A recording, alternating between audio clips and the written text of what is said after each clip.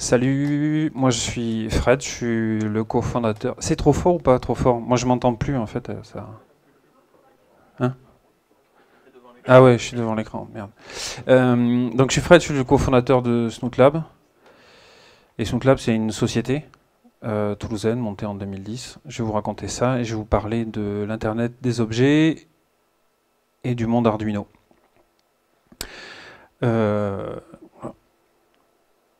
Donc, ça, bon, c'est rapide. La presse, elle sera disponible, j'imagine, sur la plateforme Meetup. Ouais, cool. Et donc vous aurez ça. En gros, ça c'est l'état d'esprit ou les choses dans lesquelles on est, qu'il faut changer. Hein, notre écosystème de produits, notre façon de voir la techno, de prototyper nos produits, nos usages, etc. Nous, on est voilà dans ce contexte-là où il faut modéliser, où il faut travailler ensemble, penser écosystème plutôt que rente. Hein, voilà, il faut penser à un gâteau qui grandit plutôt qu'un plus gros bout de gâteau. Snoot Lab, c'est donc une société. On a illustré notre façon de fonctionner, qui est qu'on crée des produits, qu'on les met sur le marché. Les gens, ils apprennent à faire des trucs avec. Ils font des trucs avec, et puis ils se disent je pourrais l'augmenter, et puis ils le partagent, parce qu'on est une société qui fait de l'open source hardware, c'est-à-dire l'intégralité de nos sources, code et schémas modifiables, BOM, donc liste de composants, etc. Tout ça est libre, et librement disponible sur notre site web. Téléchargeable, il n'y a pas besoin de s'enregistrer, ou quoi que ce soit, on va sur la fiche du produit, on va dans télécharger, et on a les sources directes. Voilà. Et on pense que c'est un cercle vertueux qui nous permet d'avoir du feedback de la communauté et d'imaginer de nouveaux usages, nouveaux produits, etc. Donc ça se matérialise dans des petits produits comme les cartes Arduino, voilà. Ce genre de cartes, qui sont des cartes open source hardware. Ça se matérialise dans d'autres cartes qu'on fait, comme celle-là dont je vais parler juste après. Et ça se matérialise aussi dans un rack comme ça que j'ai pas amené, parce qu'il est un peu lourd en fait, et qui est un système d'amplification du signal sur fibre optique 100 gigabits Ethernet. Et en fait, on est deux dans le monde à faire ça. Et nous, on fait ça avec de l'Arduino. Vous l'avez peut-être vu en tout début de présentation en couverture. Le management en fait de ce rack, c'est une carte Arduino en fait. Voilà. Donc l'Arduino, ça sert aussi dans des applications B2B de niche à très forte valeur ajoutée. Le rack rempli, il vaut 60 000 € hors SLA. Donc voilà, c'est des applications B2B très spécifiques. C'est pour l'Internet des objets. Ça, c'est un équipement qu'on a fabriqué pour M6, l'Internet Exchange des Pays-Bas, et ça lui permet de pousser le signal 100 gigabits Ethernet à 40 km.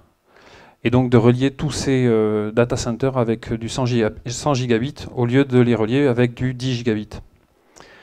Et en fait, c'est vraiment énorme quoi, comme truc. Et 70% des requêtes Internet passent par requêtes Internet européennes passent par M6 en fait. Voilà, où sont interconnectés les Google, les Akamai, etc. Voilà donc voilà ce qu'on fait.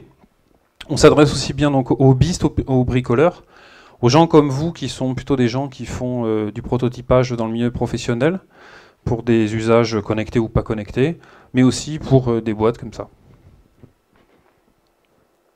Alors, Snoot Lab, j'ai créé ça avec mon meilleur ami en 2010. On a maintenant un peu plus de 500 références en boutique, on a plus de 8000 clients dans 42 pays. On est 5 salariés, une stagiaire et un petit robot qui passe la serpillière, mais qui n'est pas connecté. Enfin si, à sa station, mais voilà, qui passe la serpillière dans les locaux. Et on développe 500 000, donc on a beaucoup perdu d'argent là. Et puis là, on gagne bien notre vie, on développe 500 000 € de chiffre d'affaires, on est rentable. Et l'an dernier, on aura fait à peu près 132 000 € de résultats nets. Donc c'est pas mal. Et en faisant de l'open source hardware. Donc c'est possible. Allez, maintenant, on va rentrer dans le sujet. De l'Arduino et l'Internet des objets. Bon, vous connaissez Arduino, je pense que tout le monde connaît Arduino. Enfin, sinon, c'est pas grave. Vous pouvez découvrir, c'est pas cher, ça vaut 19,50 € cette carte. Voilà, donc vous pouvez faire découvrir l'électronique do it yourself et open source à partir de 19,50 €. Et en ce moment, il y a un module d'enseignement en ligne, un MOOC fait par Télécom Bretagne, donc l'école d'ingé qui fait du contenu de bonne qualité. Et on fait un starter kit pour vous aider. Ça vaut 72 €. Je fais ma pub un peu quand même, je place. Je fais du placement de produit là. Donc Arduino, c'est hyper simple à utiliser. C'est une carte donc avec des entrées et des sorties, un microcontrôleur qu'on programme en C. Quand on programme avec les pieds, ça marche quand même. Donc ça, c'est assez pratique pour faire du dev rapide sur le bureau. Et en fait, c'est une carte qui est connectée depuis pas mal de temps pour faire de l'Internet des objets. Donc ça se connecte avec du fil, comme ça, par exemple, du fil réseau. C'est même PoE. Voilà. Donc c'est déjà une application connectée. On peut déjà faire des objets connectés avant de parler de sans fil. Ça peut être après connecté avec de la radiofréquence. Alors, on a fait par exemple un produit comme ça. Voilà. Et où ça c'est un Arduino avec de la radiofréquence dessus en fait. Et c'est des Arduino qui peuvent se parler en fait. Et donc créer des réseaux maillés. Donc c'est pas mal en fait, déjà comme techno. On peut faire du réseau maillé, de la structuration optimale de réseau, de l'auto-découverte de réseau avec des Arduino. Donc voilà, produit comme ça, do it yourself à souder soi-même. Ça vaut, je sais pas, 20 € quoi. Ça se connecte en Wi-Fi, ça se connecte, alors en Wi-Fi on en a un qui est super, hein, qui est celui-là. Qui est le dernier qui est Lune en fait, et dessus il y a une machine Linux là sous la boîte hein, avec un OpenWRT modifié et en fait ça c'est vraiment pas mal du tout quoi. Ça fait, je pense 70 €, un truc comme ça. Donc c'est pas très très cher quoi, comme pour faire de l'internet des objets, faire des objets connectés. Ça se connecte aussi au GSM avec des shields qu'on met sur la carte. Donc ça c'est pas cher, ça vaut une 50aine d'euros. Celui-là il est super, celui qui est sur le dessus, ça vaut 180 €, il y a même un GPS. Voilà. Mais il a plein d'inconvénients. Enfin c'est un super produit de luxe, mais il a pas mal d'inconvénients. Donc en fait ça c'est facile quoi, hein, de faire des objets connectés avec Arduino. On peut acheter la plateforme pour 100 €, on met les capteurs, on met les connecteurs, etc. Et puis c'est parti quoi. Et on fait pour de vrai. Parce que l'internet des objets, il faut faire des objets, quoi. Enfin, je sais pas vous, mais moi j'entends beaucoup parler d'Internet des objets, mais je vois pas beaucoup d'objets, en fait. Donc c'est bien d'avoir des plateformes comme ça qui permettent de prototyper vite des usages, tester, et puis après, éventuellement, on industrialise. Et alors là, c'est là le truc est un petit peu galère, mais parce que t'en parleras mieux après, tout à l'heure. Et moi, je voulais faire une aparté sur notre métier et sur comment on fait de l'Internet des objets et puis les écueils, en fait, ou les choses auxquelles il faut penser. Alors, faire des objets connectés avec de l'Arduino, ouais,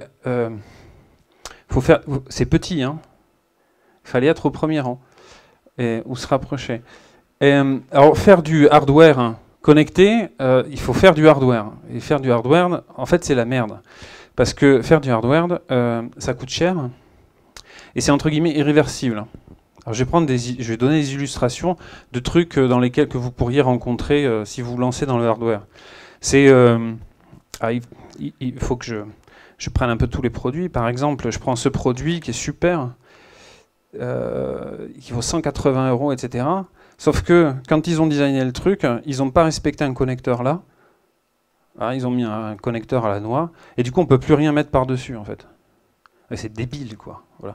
Sauf que, c'est vraiment débile. Sauf que quand on fait ce design et qu'on envoie la prod et qu'on envoie, je sais pas, 2000 pièces, hein, qu'est-ce qu'on fait après? On les met à la poubelle ou on les commercialise en fait. Mais ce que je veux dire, c'est quand on fait du design hardware, en fait, ça c'est un écueil quoi. C'est-à-dire qu'à chaque étape, on prend des risques et des risques financiers qui sont réels quoi. Il y en a plein d'autres. Par exemple, ceux-là, ils utilisent un modem avec une antenne qui s'arrache assez souvent, donc il faut la ressouder, etc. Donc ça c'est une grosse connerie quoi.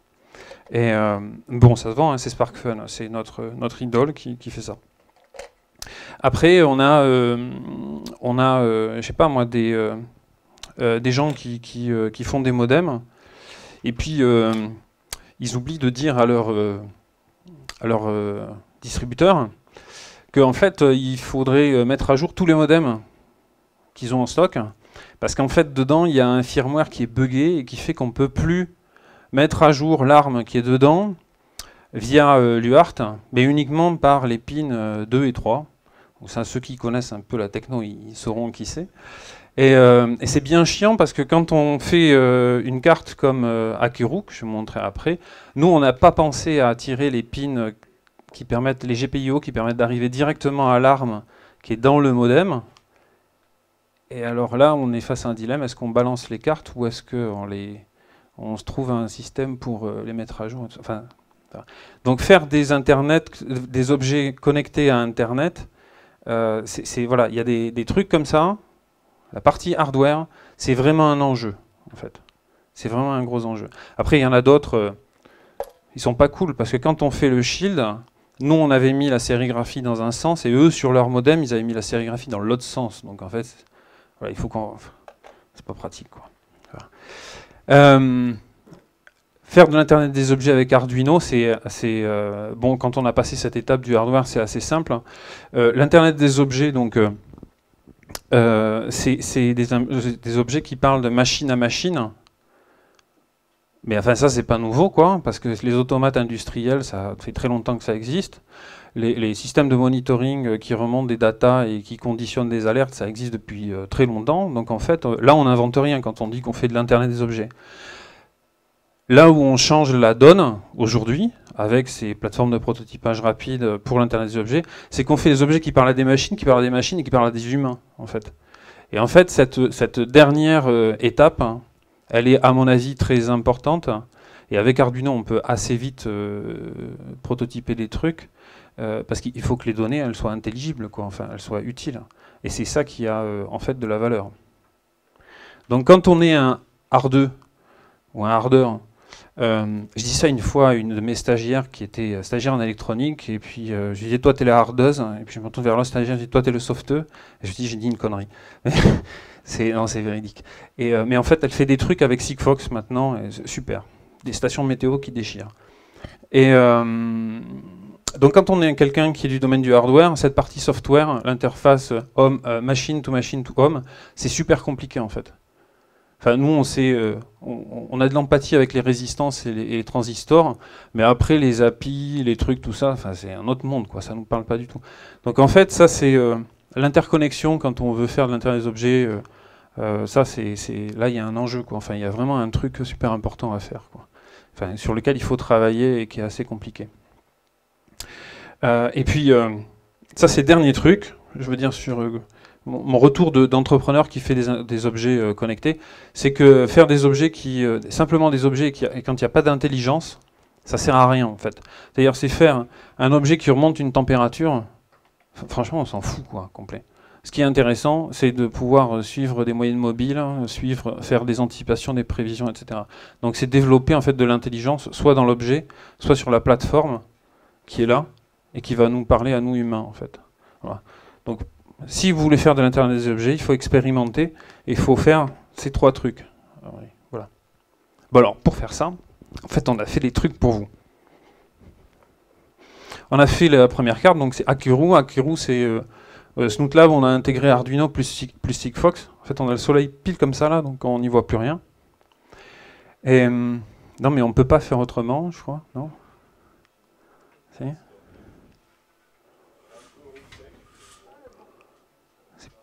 C'est lequel? Je suis sûr c'est celui-là, et celui-là on peut pas le tourner.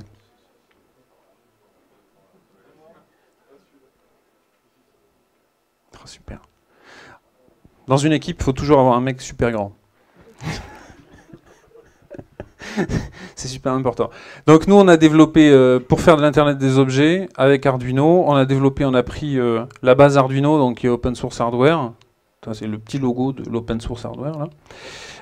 On y a greffé un modem Sigfox et en fait on a développé les outils, les librairies qui permettent de parler à Internet, d'envoyer des datas, simplement avec ces 3 lignes de code, donc en disant mon loulou, en fait, on board, tu as un modem, il faut que tu le réveilles, et puis maintenant tu lui parles. et tu lui dis d'envoyer les données. Voilà, donc avec ça, en fait, on peut remonter directement les données sur Internet. Donc on peut passer de son prototype fait avec un Arduino, donc avec une carte comme ça par exemple, à un proof of concept qui intègre la technologie Sigfox, mais vraiment enfin, en rajoutant ces 3 lignes, quoi. Voilà. Alors, ça c'est pour les électroniciens, ça parle plutôt aux électroniciens, ceux qui sont bas niveau en fait. Alors, en général, après, il faut qu'ils codent un IHM, un truc, putain, c'est l'enfer, quoi. Enfin, le truc, c'est moche, c'est des camemberts en 3D. Je suis statisticien de formation, les camemberts en 3D, c'est mal, en fait. Hein. C'est une dimension égale une information. Dans un camembert, il y a 2 informations. Les pourcentages et les catégories. Donc, pas de camembert 3D. Histogramme non plus. Interdit maintenant. Enfin, je vous ai expliqué pourquoi, donc maintenant vous le ferez plus. Donc ce qu'on a fait, c'est qu'on a développé ça, enfin c'est pas nous, c'est Sylvain, il y a beaucoup qui connaissent Sylvain, Wallace, et donc il a monté Actoboard. Sylvain est un actionnaire de Snowclub, ceci explique cela.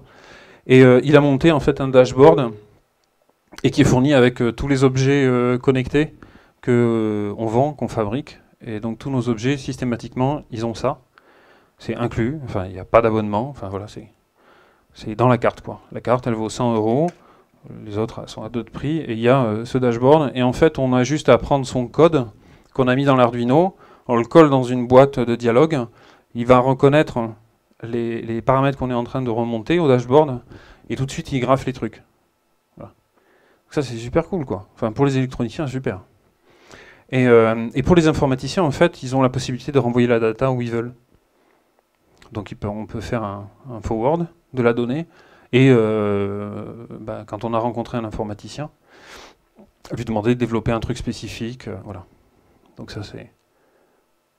On a essayé de remplir, en fait, de faire les 3, c'est-à-dire on a un hardware, on a un soft qui est simple d'utilisation, et on a un IHM qui fait qu'on ne va pas se prendre la tête à tout redévelopper from scratch. On peut très vite prototyper des usages. Donc ça c'était avec Akerum, mais ça c'est avec tous nos shields. On a en fait un autre, donc ça c'est pour Raspberry. Vous connaissez Raspberry? Ouais, c'est cool Raspberry. Et donc là on est en train de sortir, de finaliser, il est où? Il est là. Un shield 3G pour que le Raspberry puisse faire des selfies et les tweeter automatiquement en fait. Voilà, c'était ça le use case qu'on a vu au tout départ. Et là, c'est super important, quoi. Enfin, moi, je trouve. Et donc, ça, c'est un shield assez avancé avec une antenne GPS active, avec de la 3G, etc. Et en fait, bon, j'ai pas le prix encore de ça, mais on est dans l'univers du Raspberry. Donc, on est sur des ordres de grandeur de prix qui sont super accessibles. Et ça se code comme n'importe quelle une Debian. C'est super facile à utiliser, quoi. Donc, on peut intégrer la techno 2G, 3G, GPS actif, dans un objet connecté facilement avec ça et prototyper vite. Et comme ça ce sera open source, comme les schémas ils sont libres, une fois que vous avez fait le prototypage, vous pouvez glisser directement au proto qui va intégrer les contraintes de, je sais pas, basse consommation, ou très forte consommation, enfin j'en sais rien, ou rajouter un driver moteur à côté, ou des trucs comme ça, pour votre usage. Comme c'est open source, ça va vite en fait sur le dev. Et après ça, alors ça, c'est la première fois qu'on monte ça. C'est un dev qu'on fait. Il est tellement petit que je l'ai paumé en fait. Et non, c'est vrai, c'est un shield pour Teensy. Vous connaissez Teensy? C'est génial. C'est un ARM. Ça se programme comme un Arduino. Voilà. Et en fait, c'est grand comme ça. Il y a un Cortex M, je sais plus, 4, 256 mégas de RAM. Enfin, ça déchire grave, quoi. Enfin, c'est petit comme ça. Ça vaut rien du tout, ça vaut 20 €. Et en fait, on a développé un shield qui va dessus, donc avec du gyroscope, accéléromètre, compas, 3 axes, du baromètre, de la gestion de la batterie, de light sensor, enfin, etc. Et un transceiver RFM22, et qui permet de mettre tous ces objets en mesh, en fait. avec de l'auto-organisation, de l'identification de services disponibles sur le réseau, etc. Et donc ça, enfin c'est vraiment petit, hein, ça fait 22,3 cm de large par, je sais plus combien, enfin voilà, presque 4 cm de haut. Donc c'est vraiment mini, quoi. Voilà. Ah oui, non, 22 mm, 23 mm, ouais. Et donc c'est vraiment tout petit, et donc avec ça c'est aussi un objet connecté. Ils sont connectés entre eux, ils peuvent se parler, ils peuvent mailler, et on peut embarquer ça, je sais pas, dans une prise électrique, dans ce qu'on veut, quoi, dans une canne de personnes âgées, voilà. Et ça se programme comme un Arduino, en fait. Bon, bien sûr, comme on fait un réseau maillé, il y en a un qui aura un modem Sigfox, il y en a un qui aura un modem Sierra, il y en a un qui aura une autre fonctionnalité, en fait, et tout ça permettra de créer des réseaux maillés d'objets qui se parlent entre eux, et qui identifient quels sont les services disponibles sur le réseau maillé, qui est résilient, etc. etc. Voilà, donc ça, enfin, ça c'est pas encore... c'est le cas. Après-demain, il y a une présentation avec des posters, et il y a la personne qui développe le soft qui est dessus, c'est à l'INSA, dans le cadre des journées du LAS, là. Truc à voir. Voilà. Donc ça aussi, objet connecté, donc avec Arduino, voilà, ça rentre dans l'écosystème. Je ne sais pas si j'avais d'autres trucs à vous dire. Mais voilà, enfin, on a déjà là, je vous ai présenté 3 plateformes qui vous permettent, avec de l'Arduino ou du Raspberry, assez vite de rentrer dans des objets connectés pour des budgets qui sont absolument ridicules. Et ça vous permet de prototyper rapidement et puis après de passer au proof of concept pour aller lever des fonds, par exemple. Enfin, c'est souvent un enjeu. Si vous voulez bidouiller avec nous, le week-end prochain on est à Bordeaux. Ensuite, on va faire la fête à Nantes. Et puis, on sera à la Maker Faire en octobre, à Rome. Et enfin, on sera à Londres dans un hackathon avec Sierra sur ses journées développeurs et sur la Connected Conference avec Sigfox et d'autres. Voilà. Et maintenant, vous savez où trouver tout ce matos. Voilà. Merci.